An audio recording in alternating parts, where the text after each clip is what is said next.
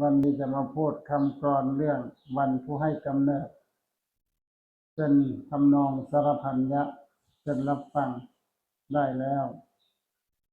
งานวันเกิดยิ่งใหญ่ใครคนนั้นฉลองกันในกลุ่มผู้รุ่มหลงลาภยศสรรเสริญเชิญพระนงวันเกิดทรง